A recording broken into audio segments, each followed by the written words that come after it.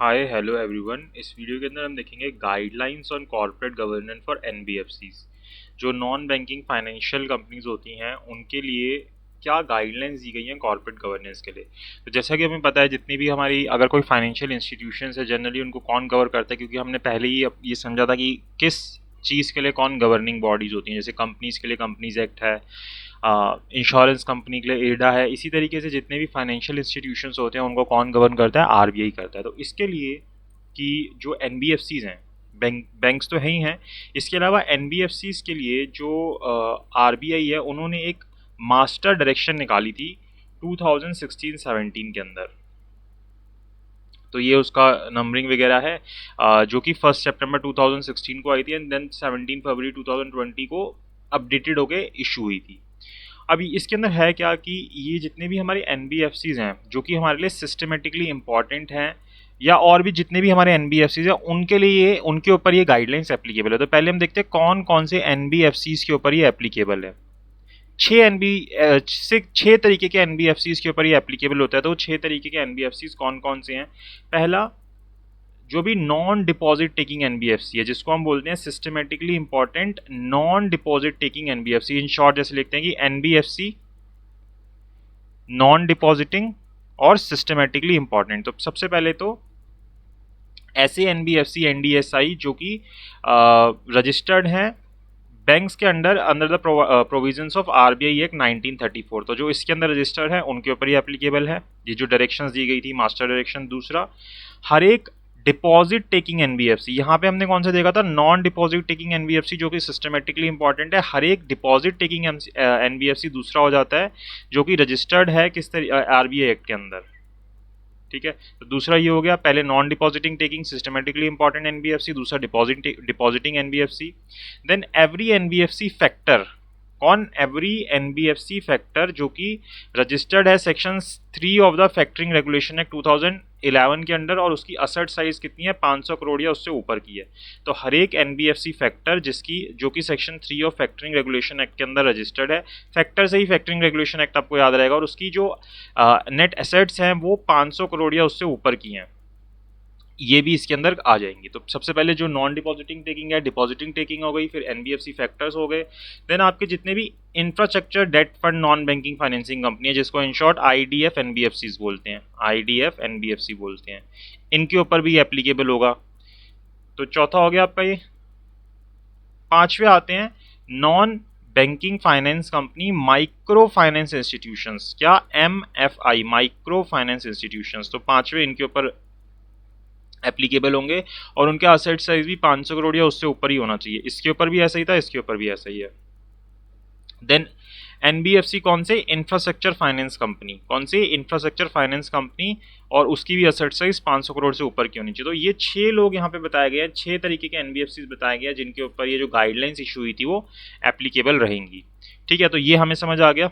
तो अब ये जब भी आगे वर्ड यूज़ करेगा ना तो एप्लीकेबल एनबीएफसी यूज़ करेगा, ये 6 बार रिपीट नहीं करेगा, बस वो बोल देगा एप्लीकेबल एनबीएफसी। एप्लीकेबल एनबीएफसी मतलब ये 6 की 6 की बात कर रहा है, इन 6 की 6 की बात कर रहा है जहाँ पे भी बात कर रहा है। ठीक है, तो सबसे पहले जो यहाँ पे मास्टर डायरेक्शन है उसका जो चैप्टर 11 है वो कॉर्पोरेट गवर्नेंस के बारे में बात करते हैं, क्योंकि हमने तो यहाँ पे कॉर्पोरेट गवर्नेंस समझना है ना, हमने पूरी गाइडलाइंस छोड़ना पड़नी है। तो जो कॉर्पोरेट गवर्नेंस का चैप्टर है वो उसने हमें क्या बोला कि किस तरीके से इंश्योर किया जाएगा कॉर्पोरेट गवर्नेंस को। तो सबसे पहले तो इसने बात की ऑडिट कमेटी बनाने की, जैसा आप कंपनीज एक्ट में देखते हो उसी तरीके से यहाँ पे भी बताया गया कि जितने भी एनबीएफसीज होंगे, कौन से, एप्लीकेबल एनबीएफसीज, वो 6 एनबीएफसी जो हमने ऊपर पढ़े हैं।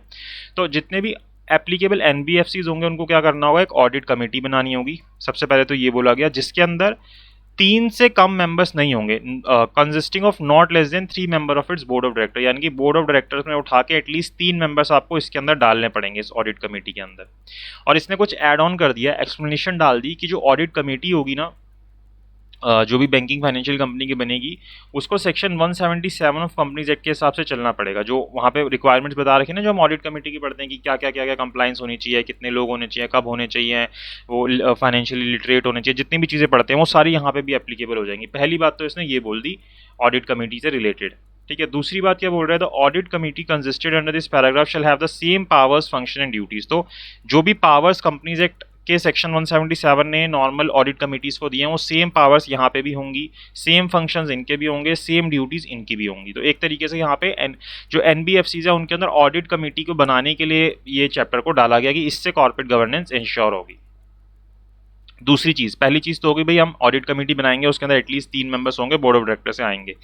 दूसरा बोल रहा है the audit committee must ensure that information system audit of the internal system and processes is conducted at least once in 2 years to assess operational risk faced by NBFCs। तो यहाँ पे इसने बोल दिया कि ऑडिट कमेटी को क्या ensure करना है कि जो इन्फॉर्मेशन सिस्टम ऑडिट है, जो भी आपको इन्फॉर्मेशन सिस्टम का ऑडिट करना है इंटरनल सिस्टम और प्रोसेसेस का, वो एटलीस्ट आपको 2 साल में एक बार ही करवाना ही है, ताकि क्या देखा जा सके कि जो ऑपरेशनल रिस्क NBFCs फेस करती हैं वो पता चल सके कि कितना है या कितना नहीं है। तो ये 2 चीज़ें सबसे पहले बोली थी किस चीज़ से रिलेटेड, ऑडिट कमेटी से। एक तो ऑडिट कमेटी के बारे में बताया कि एटलीस्ट 3 मेंबर्स होने चाहिए और सेक्शन 177 ऑफ कंपनीज एक्ट के अंदर जितनी चीज़ें हैं वो सारी यहाँ पे भी एप्लीकेबल हो जाएंगे। दूसरी बात, ऑडिट कमेटी जो है वो इन्फॉर्मेशन सिस्टम ऑडिट करवाएगी 2 साल, हर एक 2 साल में एटलीस्ट एक बार तो करवाएगी ही करवाएगी। दूसरी चीज़ ये बता दी, ठीक है। तो ये ऑडिट कमेटी से रिलेटेड 2 बातें इसने हमें बता दी यहाँ पे।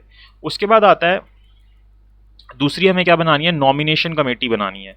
तो जो जितनी भी एप्लीकेबल NBFCs हैं, एप्लीकेबल NBFC मतलब वो 6 जो ऊपर बताई थी, तो वो क्या करेगी, एक नॉमिनेशन कमेटी बनाएगी जो कि क्या इंश्योर करेगी, fit and proper status of propose existing directors की। जो भी प्रपोज या एग्जिस्टिंग डायरेक्टर्स हैं, मतलब कि जिनको आगे बनाया जाएगा या जो अभी एट प्रेजेंट एग्जिस्टिंग डायरेक्टर्स हैं, वो फिट एंड प्रॉपर क्राइटेरिया को पूरा करते हैं। जो भी हमें डायरेक्टर्स चाहिए वो नॉमिनेशन कमेटी इंश्योर करेगी।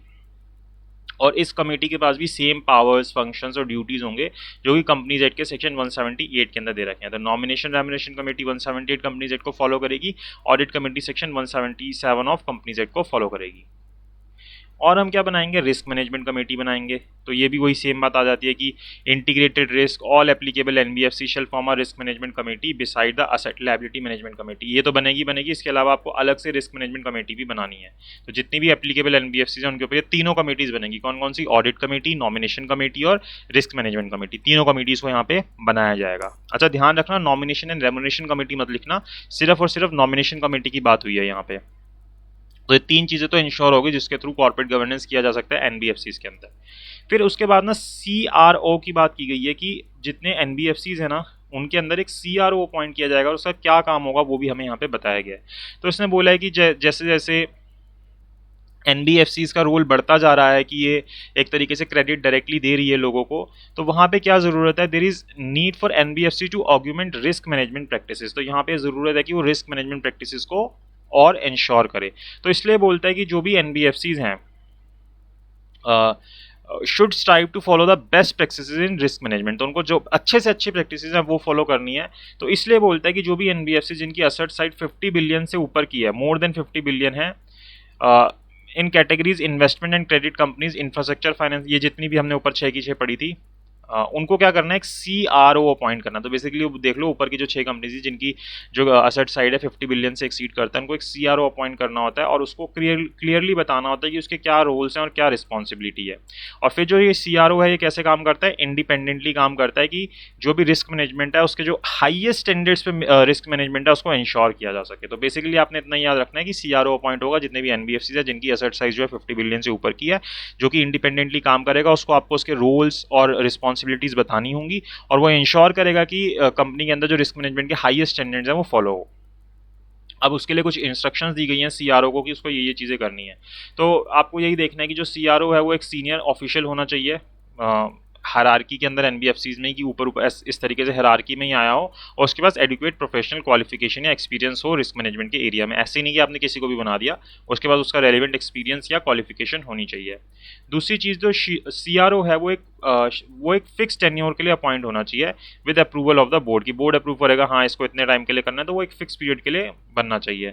The CRO can be transfer remove from his post before completion of tenure only with the approval of board. तो अगर उसको आपको हटाना है या ट्रांसफर करना है तो जब भी उसका जो ड्यूरेशन है उससे पहले, जैसे आपने उसको 1 साल के लिए बनाया था तो 1 साल से पहले अगर आपको उसको हटाना है या ट्रांसफर करना है तो वहाँ पे बोर्ड ही उसके लिए अप्रूवल देगा। And such premature transfer removal shall be reported to the department of non banking supervision of the regional office of the bank. तो यहाँ पे जो भी डिपार्टमेंट है नॉन बैंकिंग सुपरविजन का, वहाँ पे आपको रिपोर्ट करना होगा जिस भी तरीके से, अगर उसके टेन्योर से पहले आप सीआरओ को हटाओगे तो। In case the NBFC is listed the change in incumbency of the CRO shall also be reported to the stock exchange. तो यहाँ पे अगर इस तरीके की कोई चीज़ होगी, एनबीएफसी अगर लिस्टेड है तो फिर स्टॉक एक्सचेंज को भी आपको इंटीमेट करना पड़ेगा। तो ये एक चीज़ एक्स्ट्रा और यहाँ पे हो जाएगी। तो सीआरओ को पहले बता दिया, सीनियर ऑफिसर क्वालिफाइड होना चाहिए, टेन्योर से पहले हटाओगे तो क्या होगा। देन यहाँ पे बोर्ड की ड्यूटी बता रहा है कि उसको क्या करना चाहिए, ऐसी पॉलिसीज बनानी चाहिए कि जो सीआरओ है उसकी इंडिपेंडेंस मेंटेन रहे।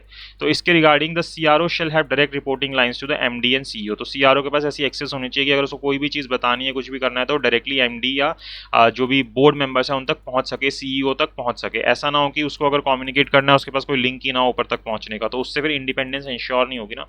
तो इसलिए in case the CRO reports to the MD, CEO, RMC board shall meet at the CRO without the presence of MD and CEO at least once quarterly basis। तो यहाँ पे बोल रहा है कि अगर CRO कुछ रिपोर्ट करता है MD को, CEO को या RMC या RMC को, तो उनको क्या करना चाहिए, CRO से मिलना चाहिए। जब ये RMC या बोर्ड को रिपोर्ट कर रहा है तो किसकी बिना प्रेजेंस के, MD या CEO के प्रेजेंस के बिना, एटलीस्ट ऑन क्वार्टरली बेसिस, कम से कम क्वार्टर में एक बार, मतलब 3 महीने में एक बार उससे मिलना चाहिए। The CRO shall not have any reporting relationship with the business verticals of the NBFCs and shall not be given any business targets। इसको कोई business target नहीं देना है, सेल्स थोड़ा ना कर रहा है कि भाई तू महीने में ये करके ला, ये करके लेके आ। Further there shall be not be any dual hatting, that is CRO shall not be given any other responsibility। अब उसको ये नहीं कि कोई एक आपका नॉर्मल एम्प्लॉय था, चल एक काम कर, लॉ ने बोला है कि एक CRO होना चाहिए, तू CRO भी बन जाए, ऐसा नहीं है। आपको स्पेसिफिकली एक CRO बनाना पड़ेगा अलग से, और उसको आप और कोई काम नहीं दोगे। जो CRO है वो CRO ही रहेगा, उसके अलावा कुछ नहीं करेगा। तीसरी चीज़ हो गई है, ठीक है। तो मतलब एक तरीके से आपको उसकी इंडिपेंडेंस इंश्योर करनी है सीआरओ की, और वो सीआरओ सिर्फ सीआरओ का काम करेगा और कुछ नहीं करेगा। तीसरी बात इसने ये बोली है। चौथी बात, the CRO shall be involve in the process of identification, measurement and mitigation of risk. तो जो हमारा रिस्क का प्रोसेस नहीं होता रिस्क मैनेजमेंट का, जिसके अंदर हम यही तो करते हैं, आइडेंटिफिकेशन, मेजरमेंट, मिटिगेशन, ये सारे स्टेप्स लेते हैं। तो इन सब स्टेप्स के अंदर सीआरओ की इन्वॉल्वमेंट रहनी चाहिए। All credit products retail and wholesale shall be vetted by the CRO from the angle of inherent and control risks। The CRO's role of deciding credit proposal shall be limited to being an advisor। वो एक अगर कोई credit proposal है तो उसके लिए वो सिर्फ एडवाइजर के तौर पर काम करेगा और कुछ नहीं करेगा। तो चौथी चीज़ ये हो गई। तो मतलब जितने भी हमारे रिस्क मैनेजमेंट के स्टेप्स होते हैं उनके अंदर ये प्रेजेंट रहेगा। और पांचवी बात आती है, the NBFC that follow committee approach in credit sanction process for high value proposals, the CRO is one of the decision makers in the credit sanction process. तो जहाँ पे जो एनबीएफसी एक कमेटी के तौर पर काम करती है, मतलब एनबीएफसी अपने अंदर एक कमेटी बना देती है और बोलती है कि अगर कोई बड़े क्लेम्स आएंगे, मतलब कोई बड़ा लोन आएगा, इस तरीके की चीज़ आएगी, तो वहाँ पे कमेटी डिसाइड करेगी कि वो लोन देना है या नहीं देना। तो उस कमेटी के मेंबर कौन होंगे, सीआरओ भी होंगे, और वो उसके अंदर डिसीजन में हेल्प करेंगे, ठीक है। तो उनके पास वोटिंग पावर होना जैसे बाकियों के पास होती है, वो सारी चीज़ें इनके पास भी होंगी। तो ये जो है बताए गए हैं कि एनबीएफसी को ये चीज़ें फॉलो करनी होंगी। किसके रिगार्डिंग, सीआरओ के रिगार्डिंग। ये 3 कमेटीज बनानी है, सीआरओ को अपॉइंट करना है। उसके बाद फिट एंड प्रॉपर क्राइटेरिया बता रहा है, जैसे बोल रहा था ना कि डायरेक्टर जो है फिट एंड प्रॉपर होने चाहिए। तो वो फिट एंड प्रॉपर का मतलब क्या है, तो वो इंश्योर करते हैं एनबीएफसी की। फिट एंड प्रॉपर का मतलब क्या है कि वो ये इंश्योर करेंगे, ensure that policy is put in place with approval of the board of director. की जो पॉलिसी है इस चीज़ के रिगार्डिंग वो कैसे आई है, बोर्ड ऑफ डायरेक्टर्स के अप्रूवल के बाद आई है, for ascertaining the fit and proper criteria of the directors at the time of appointment and continuing basis. Second, obtain a declaration and undertaking from directors giving additional information on the directors। तो जो भी additional information है या जो भी चीज़ें हैं वो उसके लिए regarding भी declaration ले लेंगे। Obtain a deed of covenant signed by the directors, उनसे deed of covenant sign करवा लेंगे। Furnish the bank quarterly statement on change on directors and certificate from the MD of the applicable NBFC that fit and proper criteria and selection and direction has been followed। वो simple सी बातें बता रहा है कि quarterly आप उसकी statement ले लो, और जो भी MDs हैं उनसे ये सर्टिफिकेट ले लो कि जो फिट एंड प्रॉपर क्राइटेरिया उसको सिलेक्शन प्रोसेस के अंदर पूरा किया गया है, ठीक है। फिर डिस्क्लोजर एंड ट्रांसपेरेंसी के रिगार्डिंग क्या बताता है कि all applicable NBFC shall put into up to the board of director are regular interval as may be prescribe by the board in this regard. तो जितने भी एनबीएफसीज हैं, applicable NBFCs हैं, वो बोर्ड ऑफ डायरेक्टर्स तक regular intervals के अंदर जो भी प्रेस्क्राइब चीज़ें हैं वो बताते रहेंगे, जैसे कि the progress made in putting the place of progressive risk management system and risk management policy and strategy follow by NBFC. तो ये चीज़ बताएंगे कि उन्होंने क्या रिस्क मैनेजमेंट पॉलिसी फॉलो करी, क्या उसके अंदर उन्होंने प्रोग्रेस किया अपने रिस्क मैनेजमेंट सिस्टम के अंदर, क्या उन्होंने स्ट्रेटजीज फॉलो की रिस्क मैनेजमेंट के रिगार्डिंग, तो वो एनबीएफसी को बताते रहेंगे। दूसरी चीज़ एनबीए बोर्ड ऑफ डायरेक्टर को बताते रहेंगे conformity with corporate governance standards, और ये बताएंगे कि हम जो है कॉर्पोरेट गवर्नेंस स्टैंडर्ड जो है उनको फुलफिल कर रहे हैं, कि जितनी भी हमें ऊपर कमेटीज़ बनाने के लिए बताई गई थी, सीआरओ लगाने के लिए बताया गया था, उनके जो रोल्स थे, उनके फंक्शंस थे, वो सारे जो है फुलफिल हो रहे हैं। पहली चीज़ ये हो गई डिस्क्लोजर एंड ट्रांसपेरेंसी के रिगार्डिंग। दूसरी, जितने भी एनबीएफसीज हैं, एप्लीकेबल एनबीएफसीज हैं, वो अपनी एनुअल फाइनेंशियल स्टेटमेंट के अंदर 31 मार्च 2015 से ये चीज़ें डिस्क्लोज करेंगे। तो ये चीज़ें कुछ बता रखी हैं, जैसे कि अपने लाइसेंस जितना हो गया, जो भी उनका फाइनेंशियल सेक्टर रेगुलेटर्स का हो गया, रेटिंग जो उनको क्रेडिट रेटिंग एजेंसी ने दी है, पेनल्टी अगर उनके ऊपर कोई लगाई गई है, और इसके अलावा जो उनकी बाकी इन्फॉर्मेशन है, जैसे कि एरिया, कंट्री ऑफ ऑपरेशन, जिनके साथ भी जॉइंट वेंचर है, वो सारी चीज़ें बताएंगे। असेट लायबिलिटी प्रोफाइल, तो ये सारी चीज़ें जो बेसिकली हैं सारी इसके अंदर बताई जाएंगी, कितने एनपीएज हैं, ये सब चीज़ें उनको डिस्क्लोज करनी होगी। एंड जो ऑडिटर्स हैं, जो भी स्टैट्यूटरी ऑडिट्स बनाए जाते हैं, उनके लिए रोटेशन के लिए भी बता दिया गया, जैसे कंपनीज एक्ट के अंदर होता है। तो जितने भी एनबीएफसीज होंगे, एप्लीकेबल एनबीएफसीज होंगे, उनको अपने पार्टनर्स या चार्टर्ड अकाउंटेंट्स को ऑडिट के अंदर रोटेट करना होगा।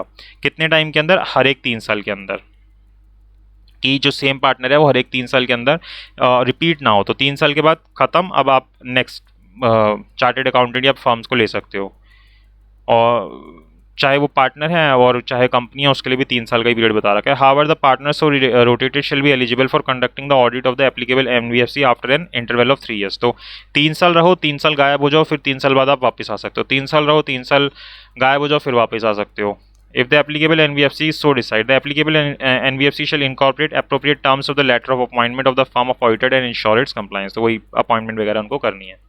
एंड एक लास्ट चीज़ बता दी, फ्रेमिंग ऑफ इंटरनल गाइडलाइंस, की इससे कॉर्पोरेट गवर्नेंस इंश्योर हो जाए। तो जितने भी एप्लीकेबल एनबीएफसीज हैं, उनको क्या करना है, एक इंटरनल गाइडलाइंस बनानी है कॉर्पोरेट गवर्नेंस के रिगार्डिंग, और इस इंटरनल गाइडलाइन की अप्रूवल लेनी है बोर्ड ऑफ डायरेक्टर से, जिससे कि जो गाइडलाइंस इनका स्कोप जो है वो इन्हांस हो जाए, और जो भी कॉर्पोरेट गवर्नेंस है वो अच्छे से हो पाए, और इसको अपने वेबसाइट के ऊपर भी उनको क्या करना है, पब्लिश करना है, ताकि जितने भी स्टेक होल्डर्स हैं उनको ये इन्फॉर्मेशन मिल जाए कि उन्होंने इस तरीके से इंटरनल गाइडलाइंस बना रखी है अपनी कंपनी के अंदर, मतलब अपनी एनबीएफसी के अंदर कॉर्पोरेट गवर्नेंस को इंश्योर करने के लिए।